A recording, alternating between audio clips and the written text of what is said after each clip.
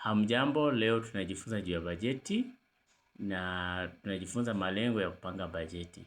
Mimi ni Mwalimu Cheche ama Rasto Asienga.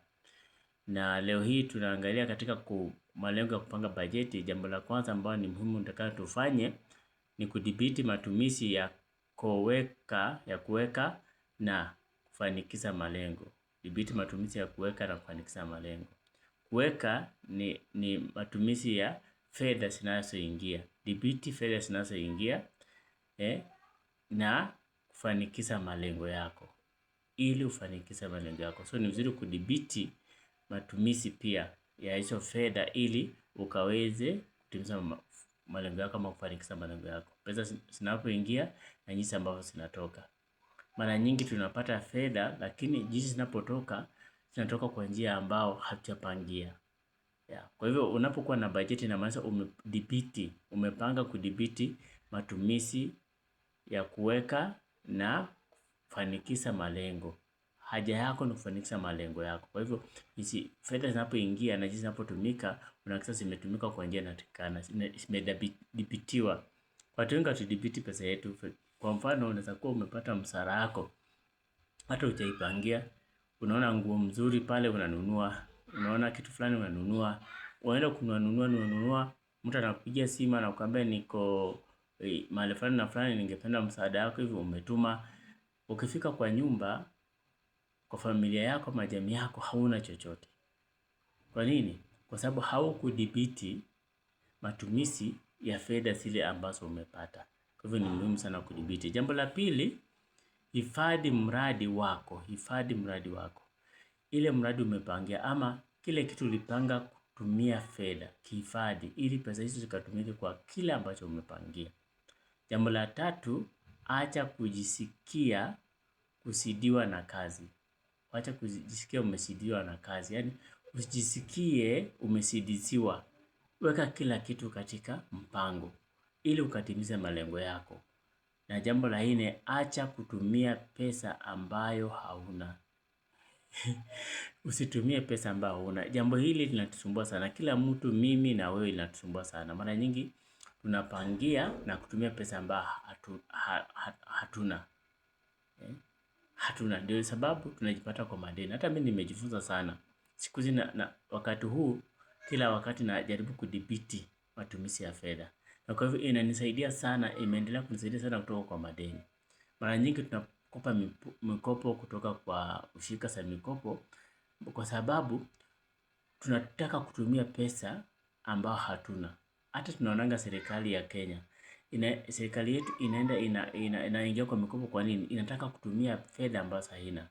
Na kama tungejipanga kwa pesa ambayo tuko nazo na tufanye matumizi ya miradi ambayo tumepangia kwa hatua hadi hatua, pole pole tu tungedhibiti na tungeweza kufanya nini? Kukamilisha miradi bila kuingia kwa deni. Kwa hivyo mara nyingi hata sisi kama watu ambao tunafanya kazi, unaweza kukamilisha miradi zako ingawa itakuchukua muda mrefu, unaweza kukamilisha miradi zako bila kuingia kwa madeni.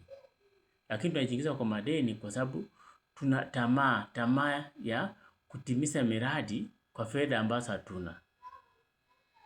Unataka kusonga zaidi kwa pesa ambayo ndiposa unapata kwa madeni. Tunapata kwa miradi nyingi zinakwama. Unaona mtu ameanza kujenga nyumba imekwama, watu wameshinda kuidhibiti, baadaye inaisha hivyo. Kwa hivyo ni vyema sana kudhibiti na kuacha kutumia pesa ambayo hauna. Jambo lingine, simamisha kununua vile vitu hauhitaji. Kuna vitu unanunua lakini hauhitaji. Tunaona mara nyingi mtu ameenda kama ni kwa duka la kuuza chakula, amenunua chakula hata si la hitaji. Baada ya siku 2 zimeharibika, amemwaga. Kwa nini? Kwa sababu hakuhitaji lakini akanunua. Unapata mtu uko na nguo nyingi sana lakini bado unanunua tu vitu ambavyo huhitaji. Hauhitaji hizo nguo kwa wakati huu.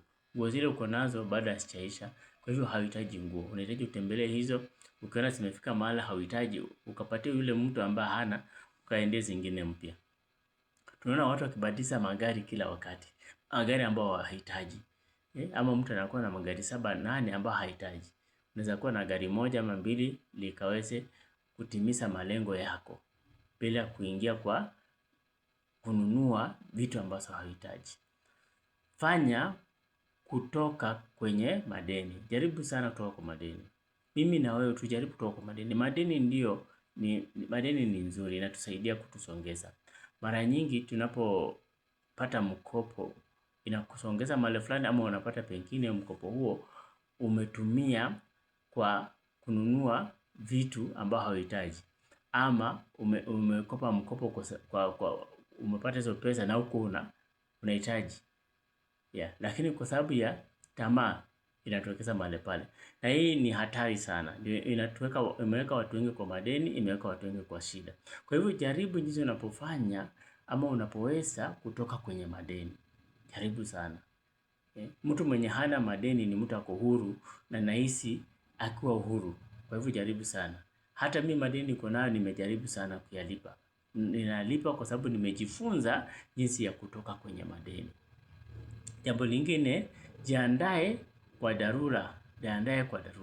Wakati unapanga bajeti yako, panga jinsi ya kujiandaa kwa dharura. Unajiandaje kwa dharura? Tunajiandaa kwa dharura kwa kuweka akiba. Unaweka akiba ambayo inakusaidia wakati ambapo shida fulani ama tatizo fulani imetokea.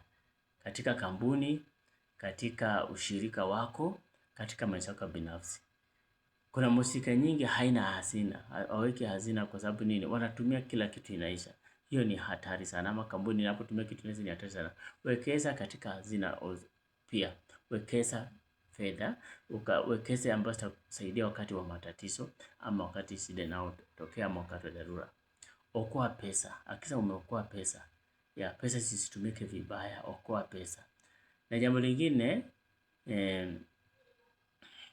inakusaidia pia ujipange. Bajeti inakusaidia pia ujipange ili wakati unapostaafu ama unapotoka katika kampuni, unapotoka katika ushirika, ama katika maisha yako ya baadaye ya uzee, una kitu umeweka akiba ya kuweza kukusaidia katika hayo maisha ya uzee.